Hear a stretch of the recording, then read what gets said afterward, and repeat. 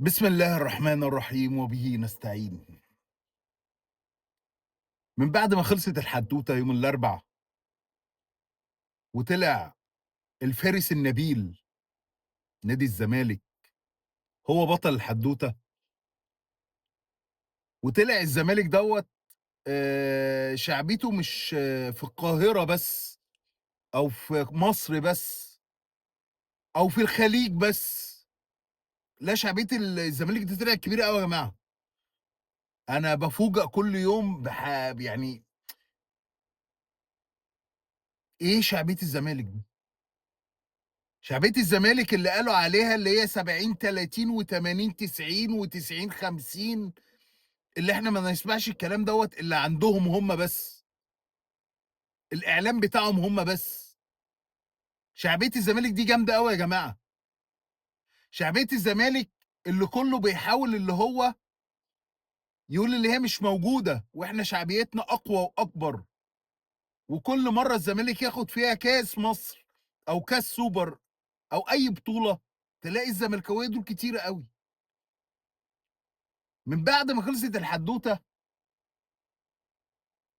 وطلع الزمالك هو أحلى ما فيها، وطلع الزمالك هو بطلها، والإعلام الأهلاوي في حالة من الصدمة، الإعلام الأهلاوي في حالة من الارتباك، الإعلام الأهلاوي في حالة من اللي هو مش قادر يصدّق اللي حصل، مش قادر يصدّق اللي هو بعد أمّا أخد كل النجوم اللي في الفريق المنافس، وأخد كل النجوم اللي موجودين في مصر وعمّال يصرف ملايين، عمّال يصرف ملايين ويرجّع نجومه اللي برّه، ويدّي وإعلانات ومكافآت وفلوس، وأي صفقة يخش فيها الزمالك هو يخش فيها ياخدها. مش قادر يصدّق اللي هو بعد موسم عمل فيه موسم انتقالات غريب وعجيب، موسم انتقالات هو الأكبر على الإطلاق في النادي الأهلي، وأنا موسم انتقالات الأهلاوية كانوا بيقولوا إيه ده! الزمالك بطل بعدي الدباغ وشيكوبانزا ومحمد اسماعيل، ازاي الكلام ده؟ خوان بيزيرا وفاموس اللي هو عمال بس يتنطط وبتاع، هو ده اللي الزمالك هيبقى بطل دوري؟ الزمالك تالت رابع يلعب في الحدود دي، ويطلع اعلام اهلاوي في نص الموسم ويقول الزمالك لازم يركز على كاس مصر، كاس السوبر، الكونفدراليه او تالت الدوري، ويكون صريح مع الجمهور عشان ما يخليش طموحاتهم اكبر من امكانياتهم. فطلع في اخر الموسم اللي طموحاتك انت اكبر من امكانياتك، انما انا بصدق في لعيبتي وبصدق في امكانياتهم، عشان كده انا طموحاتي دايما كبيره. الاعلام الاهلاوي من بعد الماتش، من بعد ما الدوري ما خلص، وحاله من قله الادب، وحاله من الدخول في نوايا الناس بطريقه غير عاديه. دوري محمود وفا، يخرب بيت دي ضربه جزاء، يخرب بيت دي ضربه جزاء يا اخي. يطلع راجل كبير بلغ من العمر ارذله، ارذله.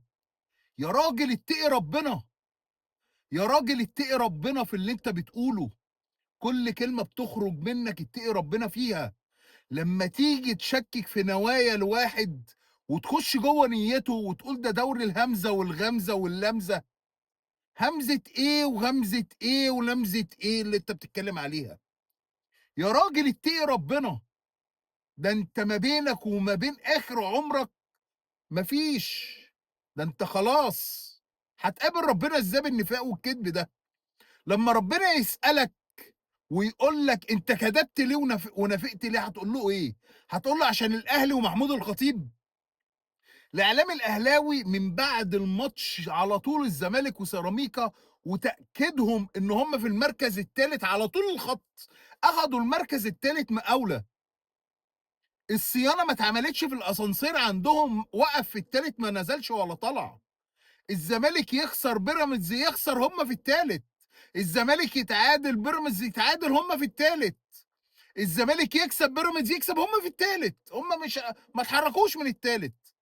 ومن بعد الماتش يوم الاربع وطلع اللجان والقلاضيش، قلاضيش اللجان، قلاضيش اللجان دول الناس اللي بيطلعوا في البرامج زي ايهاب الخطيب ده. ايهاب الخطيب طلع: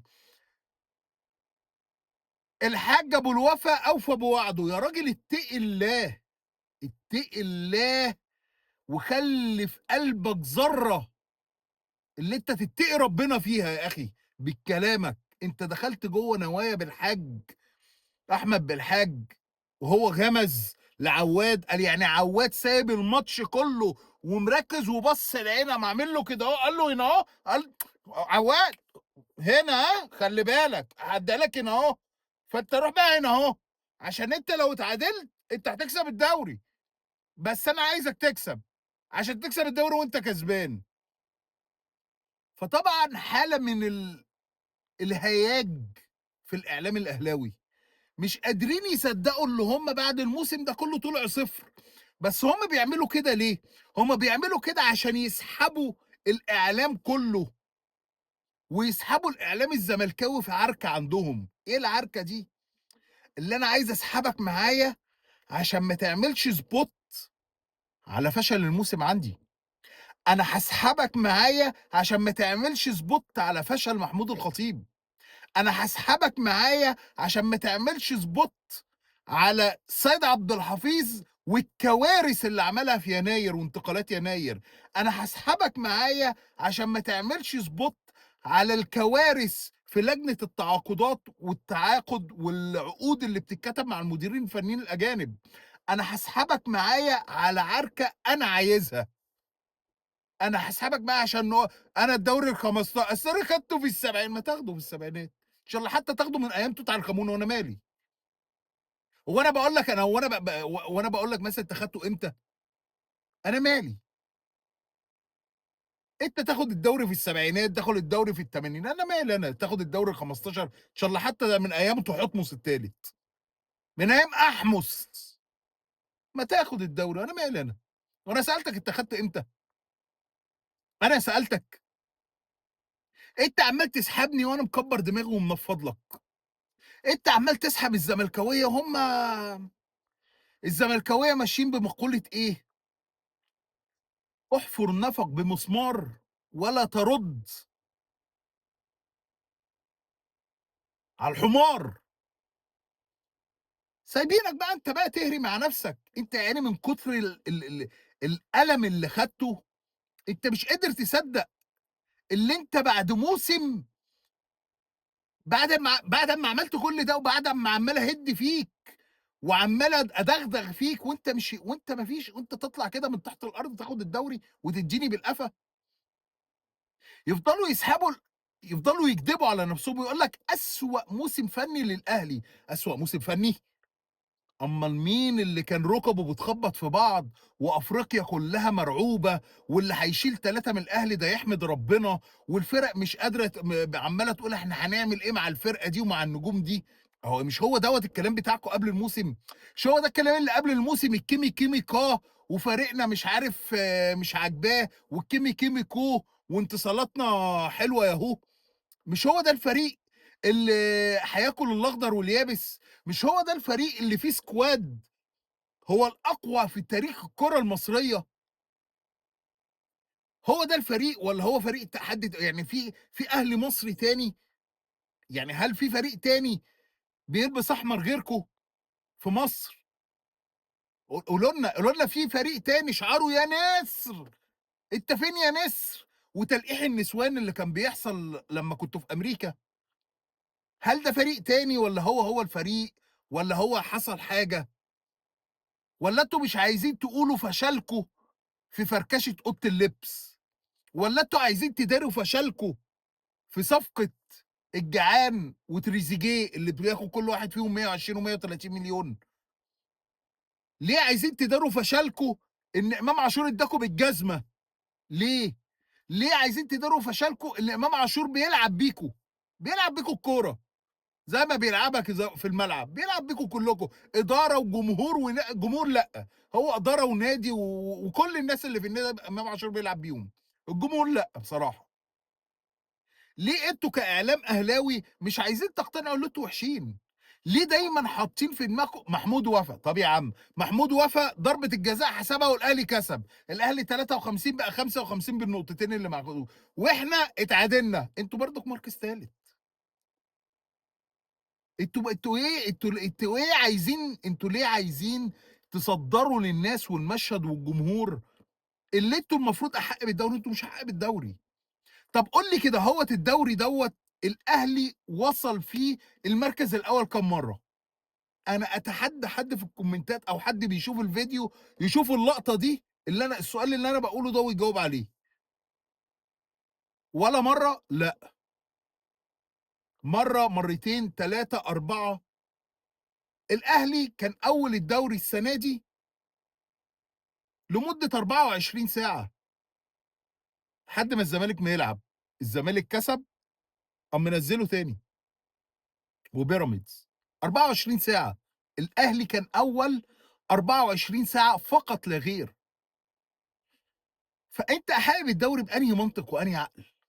طب أنت كسبت 5، 6 مُطوشة ورا بعض، طب معتمد جمال لمّا جه كسب بتاع حوالي 7، 8 مُطوشة ورا بعض أخد فيهم 21 والّا 24 بونت مرّة واحدة، أنت كسبتهم؟ أنت ما كسبتهمش، طب أنت كنت الدوري كام أسبوع؟ ولا مرّة.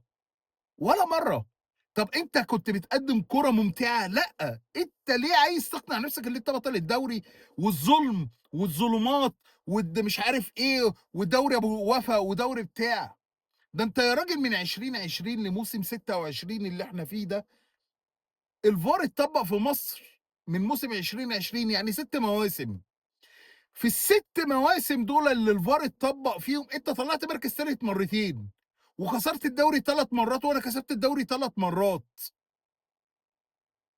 فأنت تخيّل أنت بقى مواسمك اللي قبل يعني يعني مثلًا تخيّل إن الVAR ده اتطبّق من التسعينات مثلًا، من 90 لحد دلوقتي، كنت هتلاقي مثلًا إن الأهلي أخد الدوري ده كلّه؟ لأ مستحيل طبعًا، مستحيل، لإن الأهلي قدّام العدالة ما ينفعش، ما بيحبش العدالة.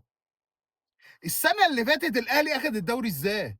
الأهلي أخد الدوري السنة اللي فاتت بتغيير لائحة. تليفون جاله الكابتن زعلان، كابتن زعلان يا راجل ده في واحد طلع في بودكاست تقريبًا مش عارف من الأهلي ما أنا مش فاكر هو مين بالضبط، قال الوزير اتصل بالكابتن محمود قال له: "أنت زعلان من حاجة؟" قال له: "طب قانون الرياضة زعّلك في حاجة؟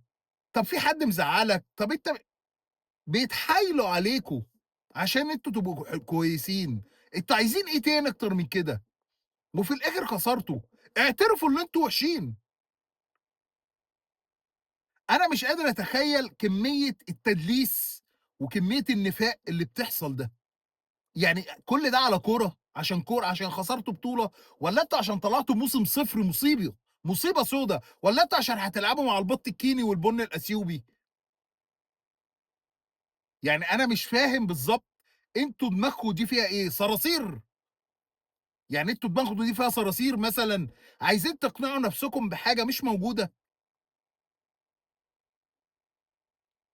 على العموم إحنا ما بنحبش نرُد، وإذا كان ده رَد يعني رَد كده أهوّة.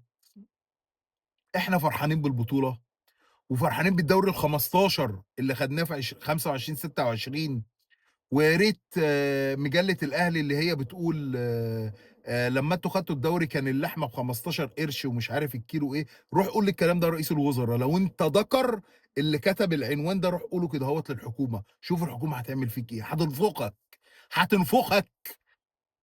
فمبروك للزمالك ومبروك للزملكاوية، والتحفيل شغال لحد شهر 8. بعد ماتش برضك الأربع دوّة، طلعت القائمة الكوميدية للبطيخ والمهلبية للمدرب الكفتة. المدرب الكفتة ده يقولون في رواية أخرى هو المدير الفني لمنتخب مصر اللي راح كأس العالم.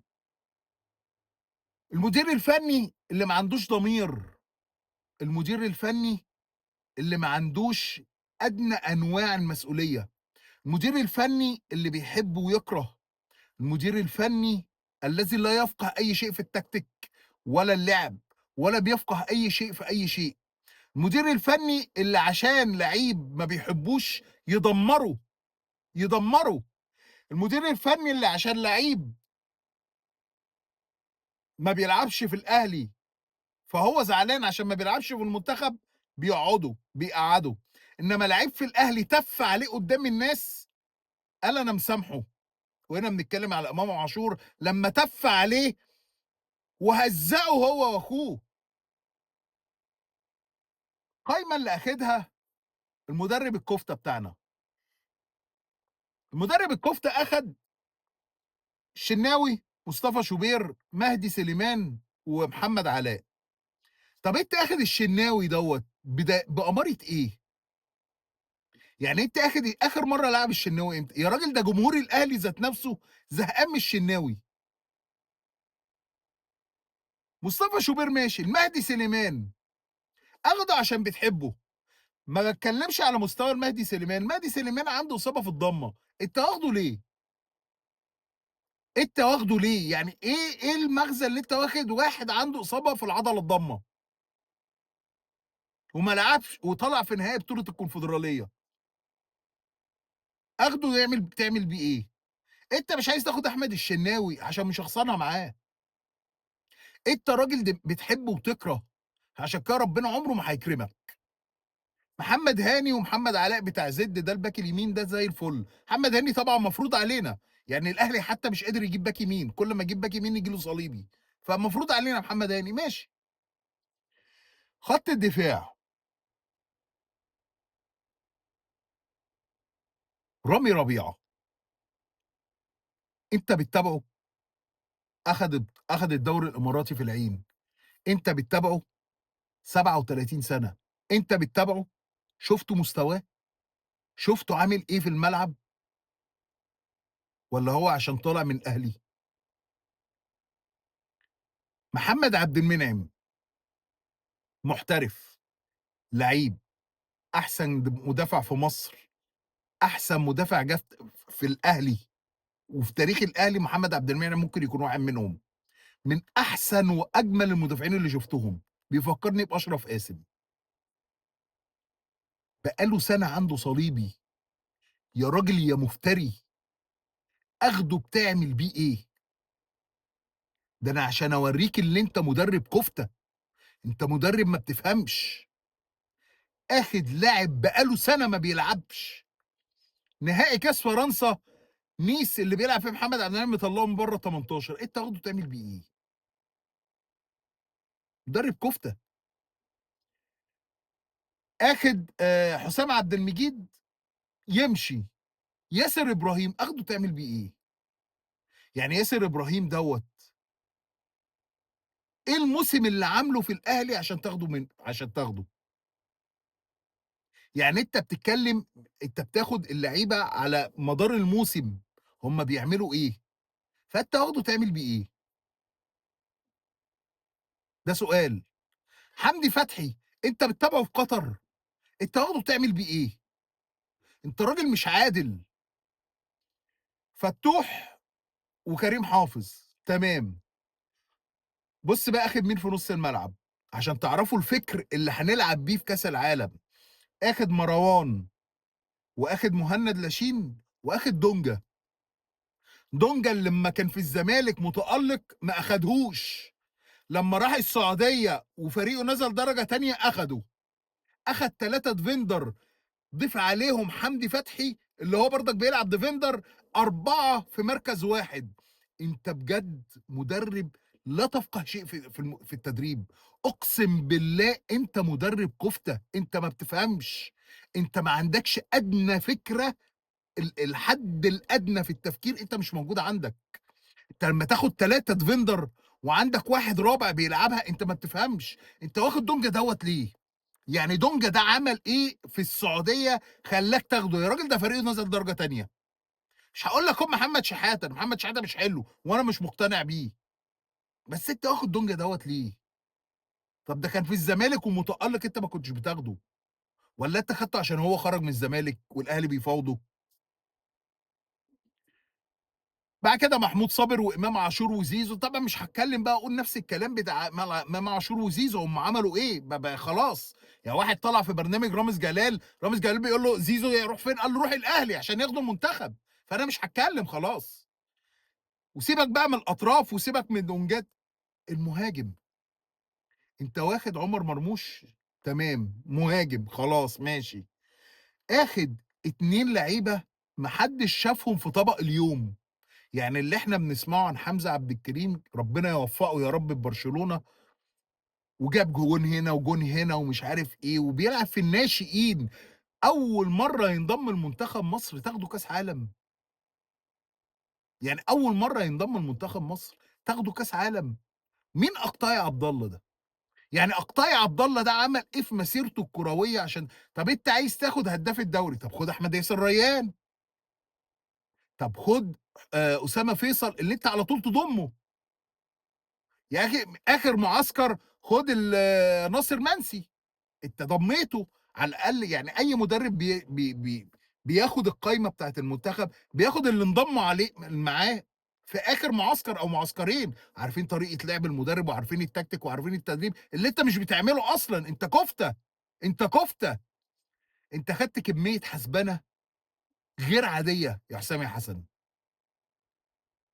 بجد أنا هاشجّع منتخب مصر، مش هاتفرّج على المُطوشة، لإن أنا مش هيبقى ليّا نِفْس إن أنا أتفرّج على ماتش، اتفرّج على المغرب، إنجلترا، فرنسا، اتفرّج على المنتخبات اللي هتقدّم كورة، وكورة حلوة تمتّع العين مش عُقم كروي زي اللي أنت هتعمله، بجد أنت مدرب فاشل، أنت مدرب أفشل مدرب مصري جه في تاريخ مصر، أنت، ربنا يستر على المنتخب في كاس العالم، هنطلع بفضيحة، هنطلع بفضيحة من كاس العالم، سلام.